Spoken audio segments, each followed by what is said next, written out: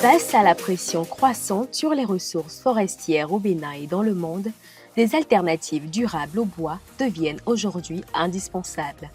Le bambou et le palmier raffia, espèces locales à croissance rapide et à usage multiple, apparaissent désormais comme des solutions écologiques prometteuses. Le 22 mai 2026 à Cotonou, acteurs du bois, artisans, menuisiers, chercheurs et cadres techniques ont pris part à une formation consacrée à la recombinaison du bambou et du raffia. De façon ancestrale, le bambou et le palmier raffia sont exploités pour l'ameublement et la construction. Le mode de cueillette est le plus souvent utilisé pour l'obtention des produits de ces espèces sans effort de plantation. Le mode de transformation mis en place est rudimentaire et se transmet le plus souvent comme un patrimoine culturel. Or, ces espèces pourraient être valorisées au bien des populations et des industries pour la création de richesses et la protection des forêts. C'est dans ce contexte qu'est lancée donc une formation sur la recombinaison du bambou et du raffia. Les curricula de formation en sciences forestières au Bénin depuis les années 60 ont priorisé la formation des producteurs de la forêt, des conservateurs de la forêt, mais n'ont pas priorisé la formation au niveau supérieur des transformateurs des ressources forestières.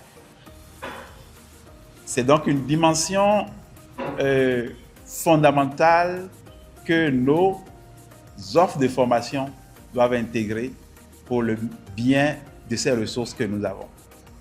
Je juge donc ce genre de creuset vraiment fondamental pour réaliser cet objectif-là. Au-delà des exposés théoriques, des travaux pratiques ont permis aux artisans de développer des compétences directement applicables dans leurs activités. Étape par étape, il leur a été enseigné les techniques de recombinaison du bambou et du raffia, notamment les procédés de lamellé-collé et de panneaux recomposés. On a essayé de décrire comment il faut faire la lamellation du bambou. Après la lamellation du bambou, on leur a appris comment il faut d'abord couper le bambou, d'abord avant de le mettre dans la lamellation, comment il faut le scier, comment il faut le raboter, comment il faut le traiter parce que le bambou, ça contient beaucoup d'amidon. Donc il faut nécessairement traiter le bambou. Donc on leur a appris comment il faut traiter le bambou, comment il faut coller le bambou parce qu'il y a des techniques pour le collage du bambou. Si vous n'arrivez pas à bien coller le bambou, vous ne pouvez pas utiliser le panneau là pour réaliser un ouvrage dans la menuiserie. On leur a donné aussi cette compétence de il faut nécessairement connaître ce qu'on veut réaliser avec le bambou avant de le couper. Divers accessoires fabriqués à partir du bambou et du raffia ont été exposés. Des créations qui témoignent des nombreuses possibilités offertes par ces matières naturelles dans les domaines de l'artisanat et de l'aménagement. Pour plusieurs participants, cette initiative constitue une opportunité inédite. Moi, j'ai découvert le bambou en 2022, mais jusqu'à l'année passée, lorsqu'on a fait la première édition de Africa Bamboo, on a remarqué que les meubles faits par les artisans étaient un peu archaïques. Mais ce matin, j'ai découvert une table recombinée avec le bambou et le raffia. Donc déjà, ça, c'est une étape zéro, une première étape qu'on doit féliciter. Dans tous les départements, il y a les pépiniéristes qui sont formés par l'administration forestière pour pouvoir encourager les gens à reboiser, à produire d'abord ces plants-là. Mais s'il y a la matière première qui sont ces plants-là et qui n'a pas sa transformation, je crois que le cycle n'atteint pas sa fin. Alors, il faudrait encourager aussi cette transformation-là pour voir qu'est-ce que le bambou peut avoir d'extraordinaire. J'étais vraiment épaté de voir que cette expérience-là qui se fait en Asie, qu'on a eu la chance de visiter, cette expérience-là est venue au Bénin. Je crois que c'est une occasion qu'on doit saisir pour pouvoir quand même pérenniser ce genre de formation. Avant de venir ici, j'ai déjà informé, nous avions notre forum. Je suis déjà parti du forum pour leur dire qu'il y a une formation qui nous appelle aujourd'hui. Et au retour, ils n'ont qu'à se préparer.